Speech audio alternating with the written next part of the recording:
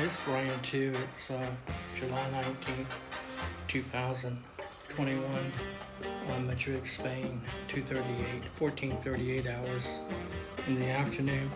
I just want to show people what's happening to me, and I want to explain filtering, okay? Filtering is a process which allows supercomputers, it's all done by supercomputers, okay, filtering is a process which allows the NSA, National Security Agency's shadow government supercomputers, okay, these exascale remote neural networks, to control all content. Listen carefully. Filtering is a process, a cybernetic protocol, a process which allows the supercomputers to control all distribution and visibility of content. It is a process which allows the supercomputers, it's artificial superintelligence, okay, software programs, dedicated to the victim. All my smart devices are hijacked. My tablet, my computer, my smartphone, everything hijacked, okay. It allows the supercomputer filtering to either alter, delete, modify, etc. all content, either in real time or even retroactively. Retroactively in the months or years in the future, it can go back and alter. Okay, the supercomputer can do that. Okay, here is a good example of filtering. You see, this word, I have it circled. It says thought. Okay, that's not what I wrote. I wrote even though it was still open. Okay, that's what the that's what it, and I put down here T, and at the bottom of the page I put no. There's not supposed to be a T. It's supposed to be the word though at the bottom of the page. And if you look over here and you read the same word that's underlined here, it says even thought it was still open. If you just look at the paragraph contextually, you see that this is bad English. This is improper grammatical syntax, okay? Grammatical, syntactical English. This is not proper English. And it tells you something is wrong. This has happened to me thousands of times. I'm very careful with my words now, okay? Because they have done this with videos, with audio recordings. The system has gone back and retroactively or in real time altered them, modified, deleted, etc. Okay, this is an example. Even thought it was still open. So let's read it. I have repeatedly asked, I'm talking about my asylum attorney here. I have repeatedly asked my asylum attorney in Spain, Marta, to withdraw from my asylum claim for lack of communication with me, period. I visited her office and the staff came to the door and refused to let me inside building, even thought it was still open, or even deliver a message to her for me that I was trying to reach her. That's bad English. That word is supposed to be though.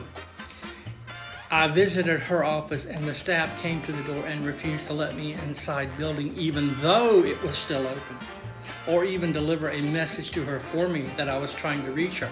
You see, that's proper English. Even thought it was still, that's not proper English. I'm very careful with my words. You just read the paragraph, you can see that's grammatically incorrect. I didn't write that. The system does this all the time. Okay, this is an example of what I've been going through for years and what other target individuals go through. It's called filtering. Again, filtering is a cybernetic protocol, a process which allows the supercomputers to control all distribution and visibility of content, either in real time or retroactively even months or years in the future. Okay, so what the system did is either it altered it in real time, it added T to the word, or retroactively, after I uploaded it, it went back and altered it, and it's done that with countless videos and audios and textual. In fact, if you look here, this is an audio transcript of a recording I sent to an attorney of an FBI informant. Now, I say the CIA is involved because I didn't know at the time the CIA was involved. I didn't understand what was happening to me. If you just click the link in the description below, you can see that by just reading the text, you can tell I didn't understand what was happening to me. You see this word that's circled March 19, 2008? That date was altered. It was altered in real time. So as soon as you scroll up from the page, the system can alter the text. So as soon as I typed it out, checked it, rechecked it, or checked it 3 or 4 times, everything was fine. And then at the last, before I could print it out, it altered the date. It should be March 19, 2009. But the system altered the date. The supercomputer altered the, again, it's supercomputers now that are doing this. It altered the date in real time to discredit the evidence. This is an audio recording of of the FBI, okay, committing multiple felonies. This is an audio transcript of that recording that a corrupt attorney. They've corrupted every attorney that I know that I've used. Every single attorney, including this one. This audio transcript and the audio recording was sent to William Bingle of Toledo, Ohio. But this is just an example. This is about the attorney. Okay. I have repeatedly asked my asylum lawyer. That's an attorney. They've corrupted Marta in Spain. They've corrupted and compromised every single attorney I've ever used. They cannot allow the victim, the trauma-based mind control victim, to engage in a pattern of random and chaotic conversations and situations. It disrupts their technology, but unchecked. It disrupts their technology by disrupting the verification process. You see, they can't allow me to sit there and have these conversational and situational scenarios with my attorneys, okay, without the attorney being plugged into the paradigm, because that disrupts the verification process for their technology. Mind control technology depends upon a process called verification. Without, the victim, I'm going to explain verification. I'm going to make it real simple. I'm not going to get into it. Verification is not what this video is about. But without the victim's response to their specific stimuli, whatever it may be, integration, completion between the victim's brain and the supercomputer the victim is remotely tied to for life, okay, is hindered. Integration, completion between the victim's brain and the supercomputer is hindered. And without the victim's response to that specific, whatever it is, stimuli, conversational, situational, scenario, whatever they're using, okay, without the victim's response, the verification process breaks apart and mind control technologies fail. Every response of the victim must be verified. So they even use the attorneys. They go out, well, this guy's he's a terrorist, he's a spy, he's a criminal, he's committed all these crimes. Now, 24 year investigation. Okay, this is just that I know of. It may go back to childhood. In fact, if I connect the dots, it does go back to childhood. But I know for a fact they were targeting me in 1997. Okay, and they were corrupting Nicholas, the attorney that I was using in Spain. I can't remember his last name. His name is Nick.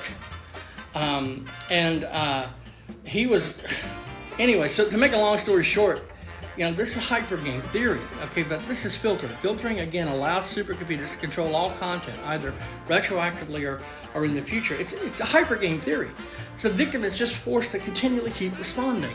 I'm forced to, in order to overcome this, to function and survive, to minimize the attacks and the harassment, I keep uploading videos and content to try to stop or minimize the attacks and the harassment, and the system just keeps forcing the victim to respond. It's a deadly game of deception and manipulation. Hypergame theory. It's a deadly game of eugenics, and it's based on that mathematical model. And it's called the hypergame theory is just a moniker. Okay, the actual name of the model, the mathematical model, is called the non-cooperative gaming theorem. And basically it's just two things: deception and manipulation. So hypergame theory is just a moniker to describe that model, the non-cooperative gaming theorem. By deadly, I mean they're using this hypergame theory to walk the victim to their death. Not just physical death, okay, from the torture. The victims generally die from the trauma to their internal organs, okay, premature death. And not just physical death, but social death, emotional death, psychological death, financial death, etc. Okay, walk the victim to their death. That's hypergame theory, okay?